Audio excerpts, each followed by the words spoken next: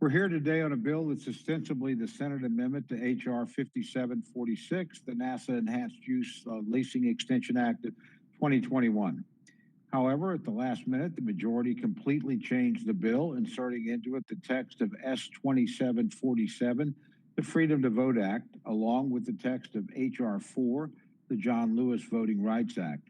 I understand from news reports today that the intent behind this strategy is to somehow pass this bill in the House and then force a vote on it in the Senate, despite knowing full well that this measure cannot and will not pass there. This comes even though the House has already passed H.R. 4 and has already passed H.R. 1, the more egregious big brother of the Freedom to Vote Act. Perhaps all that explains why the majority once again gave the majority just 1 hour to review a process of a lengthy, transformative bill. This is hardly what I would call regular order, Mr. Chairman. An hour ago, the majority posted a 735-page bill. I'm a fast reader, can't read 735 pages in an hour. Members have been given no time to read it, no time to review it, no time to draft or propose amendments, no time to do anything other than take what the majority gives them. This is an absurd state of affairs. But instead of working through regular order, the majority is instead once again forcing us to meet on short notice on a bill airdropped into this committee. I find it deeply frustrating that this committee again and again and again is meeting on items drafted in the Speaker's office with little notice and no opportunity for members to read, review, or propose amendments. It's hardly a state of affairs that's designed to drive consensus or allow the House to work its will. But given the highly partisan goals of this legislation, perhaps I should not be surprised. I would remind my colleagues that the right to vote is one of the most fundamental rights we have as citizens of our great nation.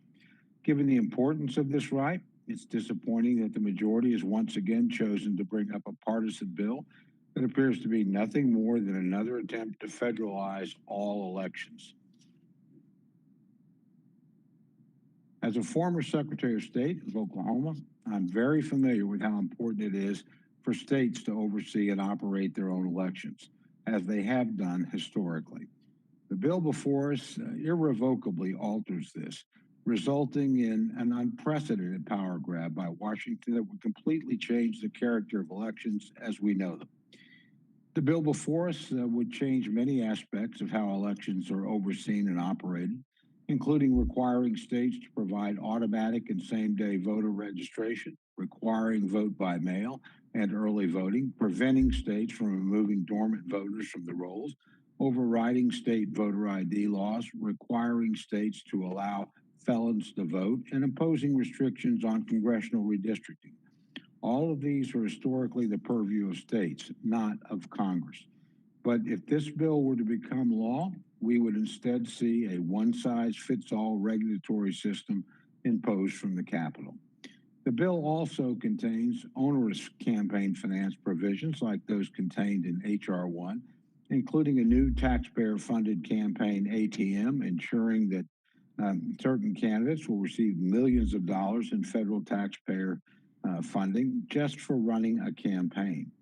With the massive amount of money that's been entering our campaign system over the past few decades, seeding it with yet more money from taxpayers does not make much sense.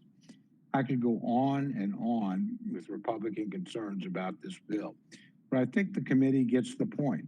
This is a deeply partisan bill filled with partisan provisions intended to produce a federal takeover of how elections are operated and administered across the country. Despite the short notice before this hearing, the flaws in this approach are apparent, and I hope the majority will reconsider the path. Mr. Chairman, let me